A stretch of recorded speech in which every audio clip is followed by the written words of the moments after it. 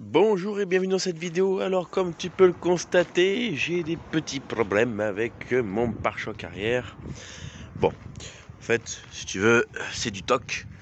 Et donc, ça ne vaut rien du tout et il tombe en lambeaux.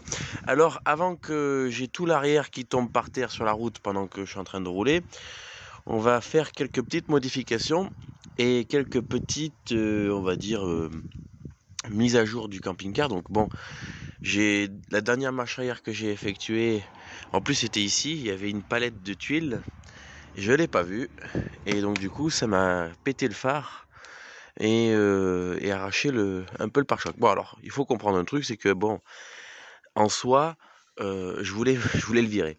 Alors, on a plusieurs solutions qui se proposent à nous, c'est soit racheter un pare-choc comme ça, mais je n'ai aucune idée de la valeur de ce que ça vaut, je ne sais pas. Et en plus de ça, je vais vous avouer que je me suis même pas renseigné parce que il est, sacrément laid et donc du coup, direct, je suis parti sur un délire, personnel et qu'on va réaliser ensemble, en fait.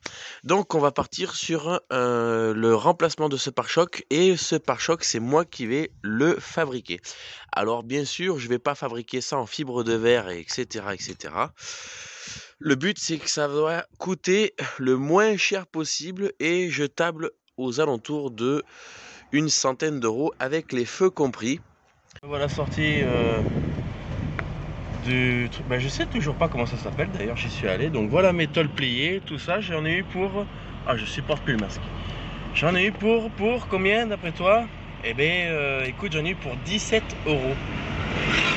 Donc il faut savoir que la tôle ondulée là de 2,10 m par machin et laquée, hein, laquée les gars. J'ai pas pris de la tôle brute, hein.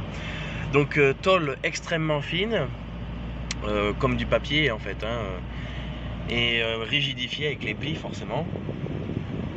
Alors attends, parce que là c'est un carrefour difficile, il y a deux CD passages en un mètre même pas. Voilà. Donc ben, au final, total de l'opération, ben, c'est hyper simple, hein. Tu vas là-bas et tu fais plier, tu te pointes avec ton plan. Et une fois que tu as fait ce que tu as à faire, c'est pas cher du tout, quoi. Et sachez que vous pouvez aussi réparer vos panneaux de camping-car parce ils ont des tôles de 6-7 mètres laquées. Ah bien sûr, pas 17 euros, mais peut-être dans les 200-300 euros la tôle.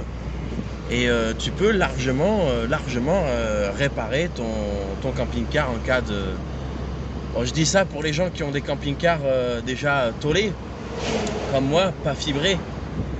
Ceux qui sont en polyester, forcément ça ne fonctionne pas, mais moi mon camping-car il est en tôle d'alu. Au début je voulais aluminium pour l'aspect esthétique et je voulais bouchonner l'alu, tu vois, pour faire effet comme les camions. Et au final il m'a sorti une tôle et il m'a dit voilà, j'ai du blanc et voilà, donc bon, c'est impeccable. Et bon, j'ai chargé ça comme je pouvais dans la voiture, là je suis sur le retour et c'est parti. Maintenant on va aller voir un peu ça. J'espère que niveau cote, je me suis pas trop gouré. Et je croise les doigts parce que j'ai fait ça un peu rapidos. Allez. Bon alors du coup, qu'est-ce que ça donne? Ben, ça donne quelque chose de positif. Bon alors là, bien sûr, vous voyez ça comme ça, mais bon, ça fait un peu bizarre, mais dites-vous que c'est pas mal, c'est vraiment pas mal. 17 euros, hein, dites-vous. Donc c'est impeccable. Donc ça va rentrer dans ma réglette ici, là, tu vois. Là. Bon, il est trop plié, tu vois, à la machine, hein. Ça, je vais le tordre en fait à la main.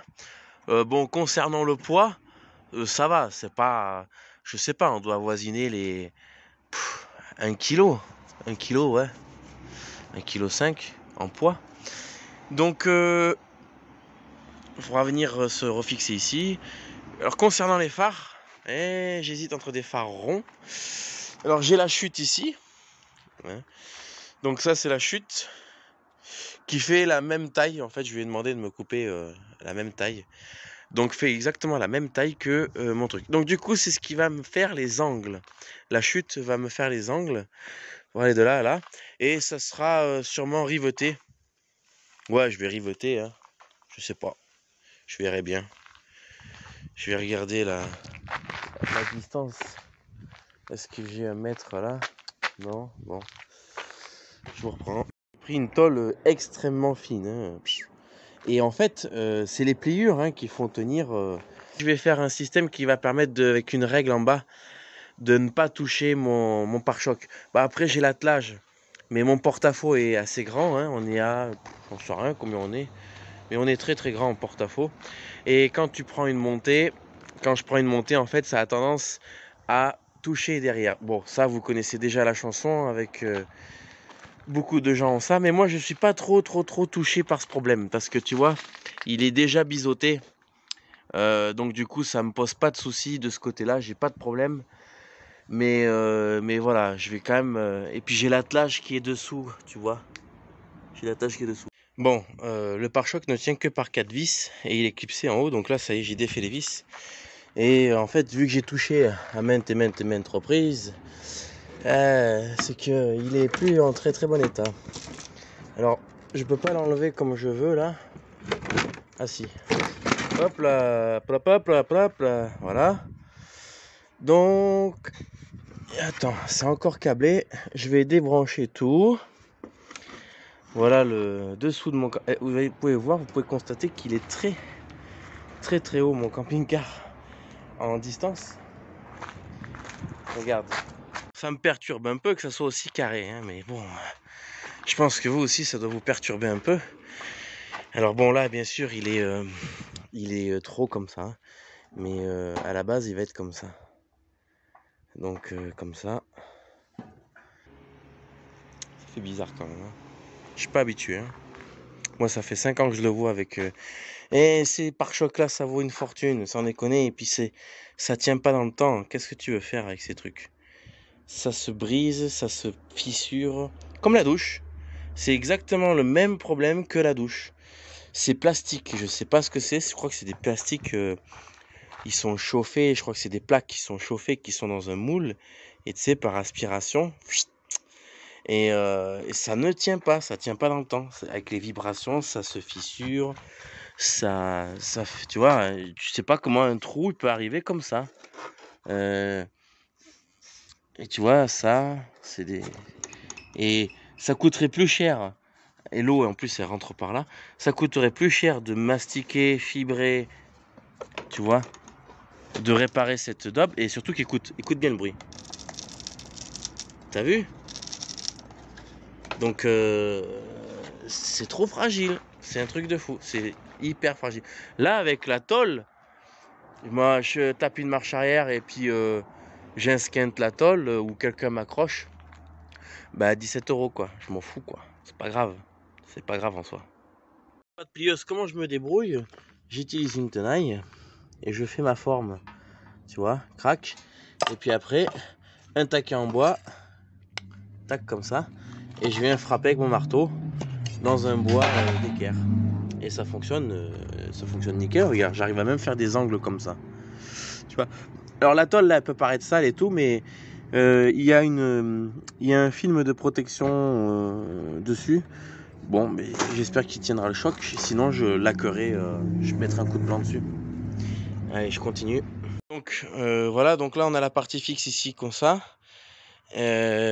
Maintenant, il faut qu'on réalise le renfort parce que ça risque de s'envoler en fait. Hein. Donc d'origine c'est comme ça dessous, hein, ça tient comme ça. Et il y avait une équerre qui allait au plancher. Et le plancher c'est du bois. Et ils ont mis ça, ils ont fixé ça sur du styro dur. Mais enfin bref, bon on va pas critiquer. Bon bien sûr ça n'a pas tenu dans le temps. Du coup c'est pour ça que mon pare-choc aussi s'est fissuré un peu de partout. Bon alors du coup là ce qu'il faut qu'on fasse c'est que le mec il m'a coupé trop loin. Donc j'ai 7 cm d'ici. Et j'aurais dû avoir 4 à la base, tu vois. Mais par chance, 7 cm, ça correspond exactement à une lame de placo. Voilà, donc je vais percer. Je vais juste faire 3 trous. Et je vais riveter 3 rivets dedans. Il n'y a pas besoin d'en mettre... ouais, je vais en mettre un là, un au milieu et un là-bas. Ça suffira, c'est juste pour pas que ça se promène. Donc voilà. Bon, je viens de recevoir les feux. Écoute, niveau qualité, c'est chaud quand même. Hein. Ouais. C'est un peu tendu. Hein. Et en plus de ça, je vais te dire un truc, il y a un truc qui me dérange avec ces phares, c'est que tu vois, il y avait marqué comme ça qu'il faisait 3 centimètres d'épaisseur, mais ils en font plus, parce que lui, il a compté 3 centimètres de là à là, et ça là, t'en fais quoi? Donc ça veut dire qu'il faut que je fasse un trou dans ma tôle pour pouvoir y venir fixer les phares, tu vois. Parce que sinon, ils vont être comme ça là, ça va être super dégueulasse. Donc ouais, en plus de ça, niveau qualité, c'est vraiment pas trop ça. Je sais pas. Je sais pas si je les renvoie ou si je les installe. J'ai pas testé la luminosité encore. Et ça me dérange vraiment de faire un trou dans la tôle. Tu vois. Bon voilà, je viens de terminer le faisceau. Je vais gainer tout. Donc bon, comme tu vois, c'est pas les mêmes couleurs jaune, machin. Donc je les ai testés hein, avant sur le camion. Donc là, j'ai plus qu'à terminer. Bon, mais j'ai quand même galéré. Il m'énerve ce focus à se déclencher pour rien. J'ai galéré et en plus de ça, regarde. Comment ça arrive ça? Une boulette d'étain. Quand j'ai fait le faisceau, il tombe où? Sur le faisceau. Sur le feu. C'est incroyable quoi, de pas avoir autant de chance comme ça. Bon allez, on prend notre faisceau là. Et puis on le branche. Et on regarde ce que ça donne. Bon voilà le feu intégré. C'est sale mais... Et après j'effacerai les... Donc tu vois il est bien intégré dans le pare-choc. Tranquille. Avoir fait joujou avec la disqueuse et fait des sculptures dans mon pare-choc. Théoriquement, normalement, ça fonctionne.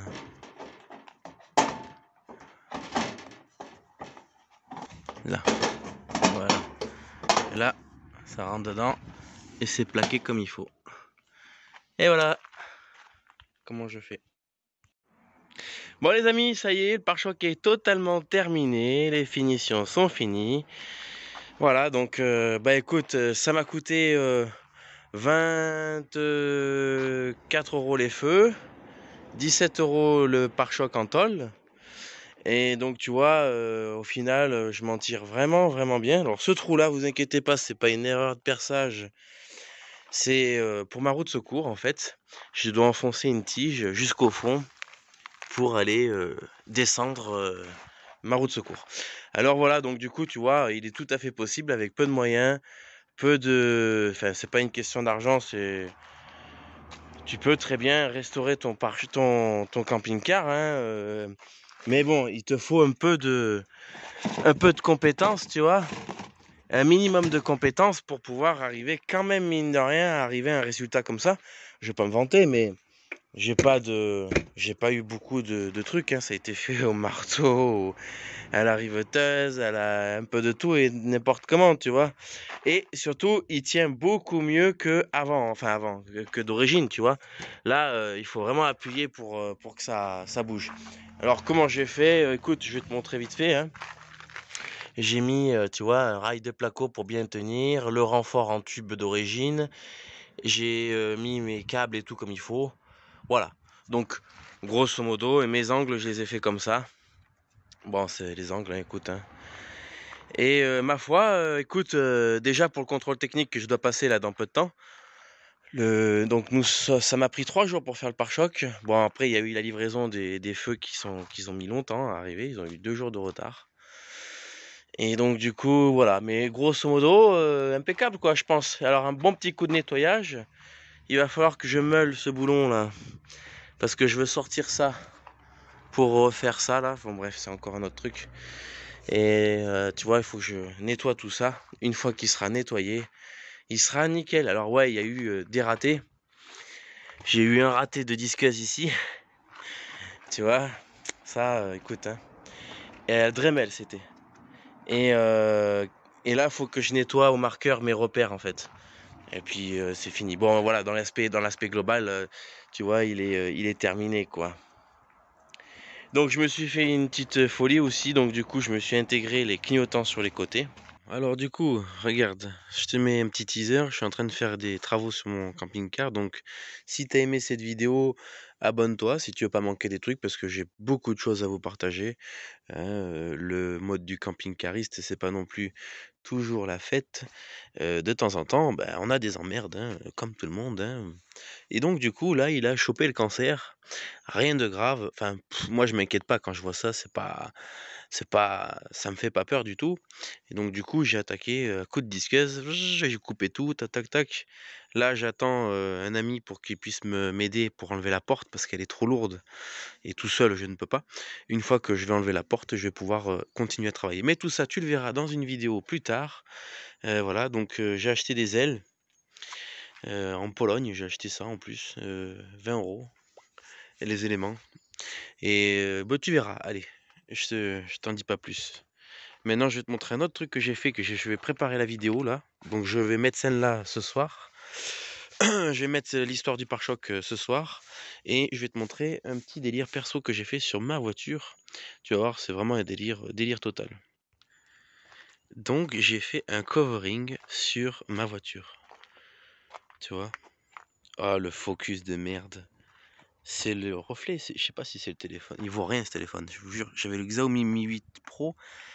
Là, j'ai le Redmi Note 9, mais il vaut rien. Donc, j'ai fait un covering sur ma voiture, là, tu vois. Donc, qui est vraiment. J'espère que voilà, c'est la première fois que j'ai fait ça de ma vie, hein. Et je vais te faire une vidéo sur ça, en fait. Je vais t'expliquer. Donc, c'est la première fois que j'ai fait ça de ma vie, hein. Toute première fois. J'avais jamais fait de covering, hein. Je connaissais même pas. Et je voulais pas la repeindre parce que, si tu veux, c'est trop cher pour ce que c'est. C'est une bagnole, voilà, elle a 20 ans. Donc du coup, j'ai fait un covering. Et ça sera dans une prochaine vidéo. C'est pareil, pas maintenant. Ciao tout le monde.